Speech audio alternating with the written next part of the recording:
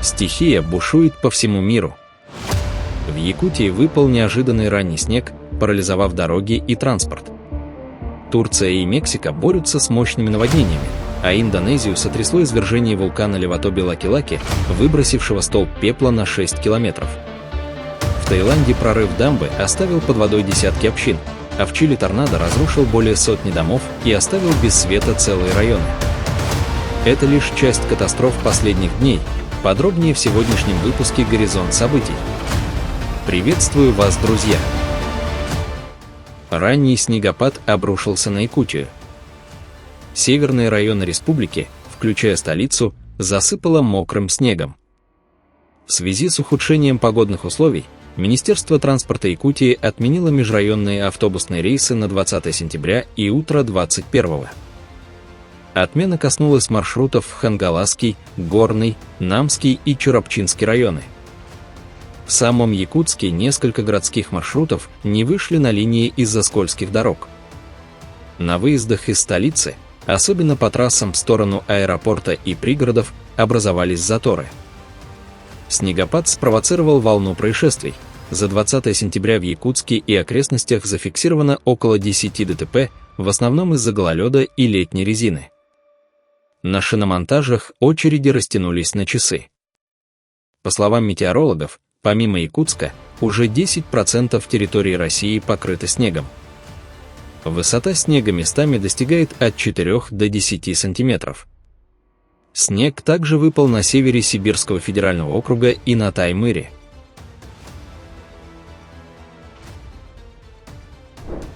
Драматическая авария произошла 18 сентября в небольшом аэропорту Мейфилд-Грейвс-Каунти в западной части Кентукки, недалеко от границы с Теннесси.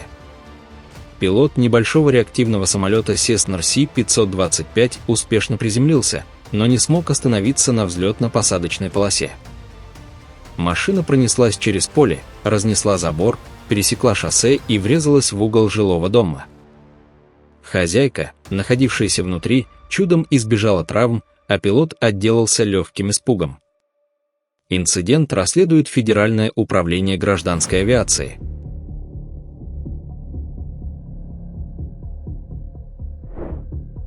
Дожди, сопровождавшие штормовой циклон, несколько раз за эту неделю затапливали Махачкалу и другие города Республики Дагестан.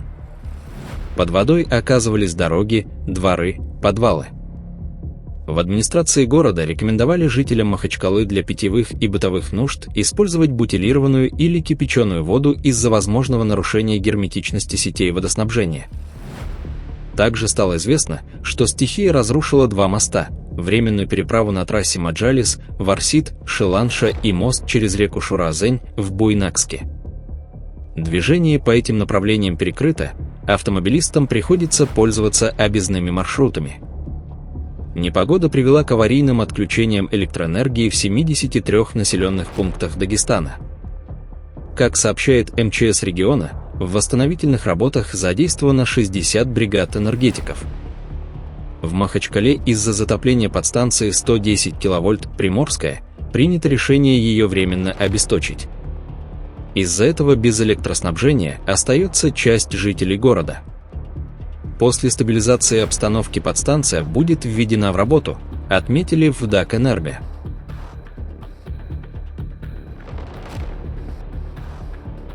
В высокогорных районах Дагестана прошел интенсивный снегопад. По данным Дагестанского центра по гидрометеорологии и мониторингу окружающей среды, осадки в виде мокрого снега и снега с дождем привели к накоплению до 20-30 см покрова на высоте свыше 2500 метров. В селе Кьеди, Цумадинского района, десятки овец и чабаны оказались заблокированы на летних пастбищах. Животные и люди ожидают улучшения погоды для возможности спуска с гор. По предварительным оценкам, в снежном плену оказались не менее 50 пастухов и несколько сотен голов овец, которые обычно спускаются в долины к октябрю. Друзья, если вас тоже не оставляют равнодушными эти события, поддержите видео лайком и подпишитесь на канал. Напишите в комментариях, происходило ли что-то подобное в вашем регионе.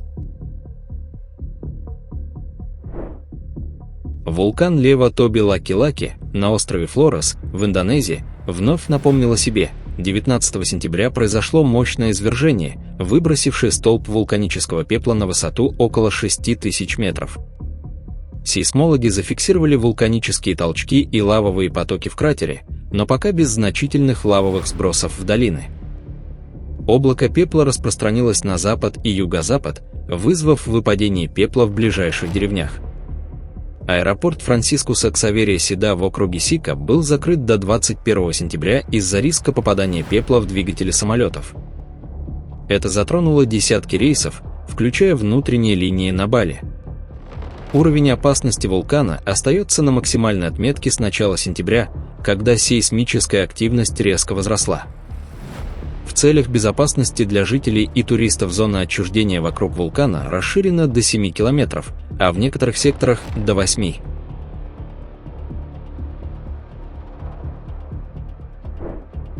Сильные тропические ливни обрушились на юго-восток Доминиканской республики, спровоцировав внезапное наводнение в провинции Ла-Романа. По данным Института метеорологии и гидрологии Доминиканской республики, провинция Ла-Романа получила до 150 мм осадков за несколько часов. Улицы города превратились в реки, а в соседних районах прошли оползни, изолировавшие целые общины. По предварительным данным, пострадали сотни жителей, но о жертвах не сообщается.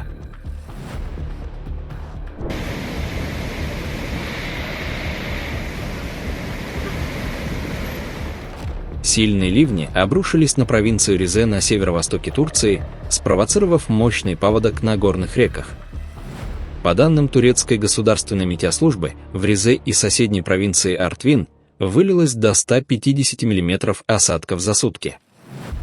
Горные реки, такие как Фыртна и Архавы, вышли из берегов. Синоптики связывают это с циклоном, пришедшим с Балкан, который уже до этого вызвал подтопление в Гирисун и Трабзоне. Последствия паводка драматичны. В районе Артвина обрушился мост через реку Архавы, соединявший село с трассой Д-010, что привело к изоляции 200 жителей. В Ризе размыты участки дорог Фындыклы и Чайли, эрозия берегов также уничтожила опоры 2 пешеходных мостов. В низинах потоки унесли 3 жилых строения. Жители были эвакуированы, но все их имущество уничтожено. Управление по чрезвычайным ситуациям сообщает о повреждении 15 километров дорог и 5 мостов, а также о подтоплении чайных плантаций. Власти ввели режим чрезвычайной ситуации, направив в пострадавшие районы на разбор завалов и ликвидацию последствий паводка спасателей и армию. Метеорологи, в свою очередь, предупреждают о сохранении в регионе до 23 числа повышенного риска схода оползней.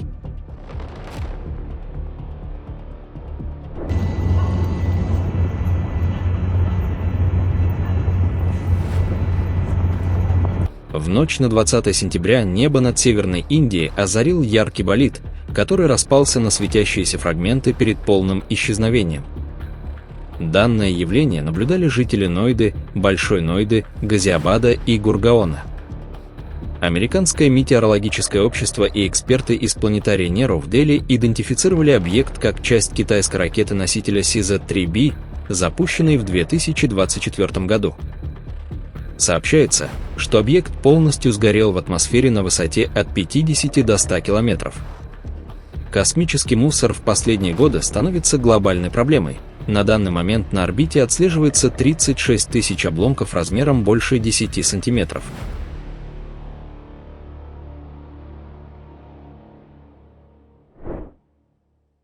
Вечер 17 сентября обрушился на Монтего-Бей, на Ямайке, внезапным ливнем, вызвавшим масштабное наводнение. По данным Ямайской метеослужбы, за несколько часов выпало от 50 до 70 мм осадков, что привело к переполнению ливневых систем. Основные каналы не справились с потоком, вызвав подтопление в низинах. Под водой оказались несколько ключевых районов, вода затопила дороги и проникла на первые этажи зданий, пострадали в том числе магазины и рестораны. Несколько автомобилей были унесены стремительным потоком. Спасательные службы эвакуировали около 50 человек. Для ликвидации последствий стихии в затопленные районы были направлены коммунальные службы.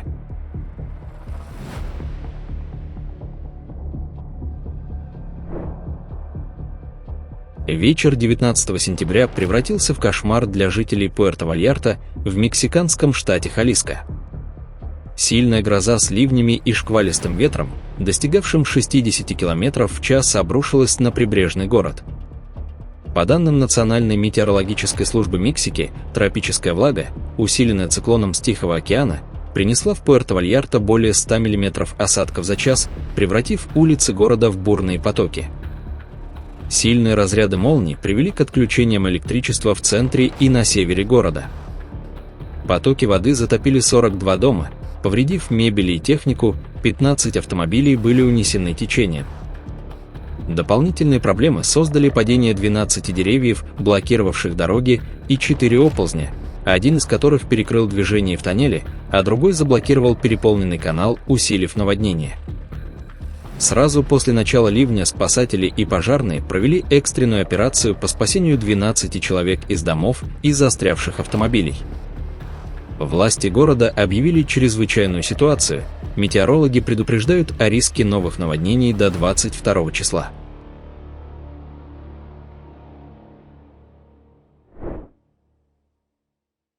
Критическая ситуация сложилась в районе Ломсак, провинции Пхичибун, на севере Таиланда. Из-за сильных осадков река Пассак вышла из берегов, прорвав временную дамбу из песчаных мешков и затопив центр Ломсака, ключевого района провинции Пхичибун. Уровень воды достиг 1 метра 18 сантиметров, под водой оказались жилые дома, магазины и экономические зоны. Спасатели в экстренном режиме провели эвакуацию местных жителей. По данным метеорологов, муссонные дожди, усиленные остатками тропического шторма, привели к выпадению более 150 мм осадков. В результате наводнения под водой оказались 11 общин, уровень воды доходит до пояса. 5 учебных заведений закрыты, размыты чайные плантации. В соседнем Лом-Као под угрозой 500 домов, поток воды смыл мосты и дороги. Около 300 человек были эвакуированы в безопасные зоны. Власти объявили в регионе чрезвычайную ситуацию, направив спасателей и экстренные службы на ликвидацию последствий стихии.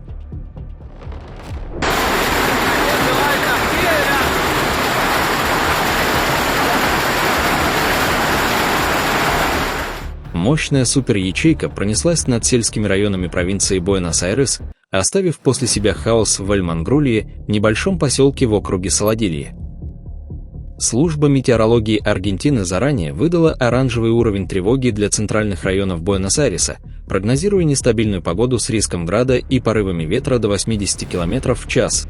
Суперячейка сформировалась на западе провинции и двинулась на восток, достигнув Эль-Мангрульи к полудню. Град начался внезапно, а потом хлынул ливень, который длился 20-30 минут.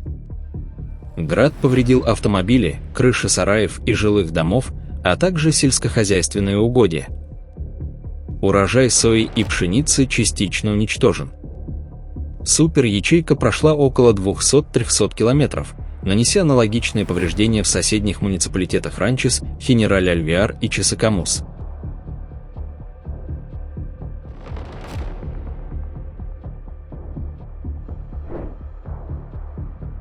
Вечером 20 сентября в Линаресе, в центральном Чили, по северо-восточным кварталам пронесся торнадо, сорвав крыши десятков домов, повалив деревья и столбы электропередач. Торнадо сформировался в условиях нестабильной атмосферы, вызванной прохождением холодного фронта. Вихрь прошел около 2-3 километров, в результате сорваны крыши 3 домов, повреждены десятки других, повалены деревья, которые перегородили дороги, и сломаны 5-7 столбов ЛЭП. Частично обрушена крыша автобусного вокзала. Всего, по данным властей, повреждены около 150 домов, более 850 домохозяйств остались без электроснабжения. Из разрушенных домов были эвакуированы около 20-30 жителей.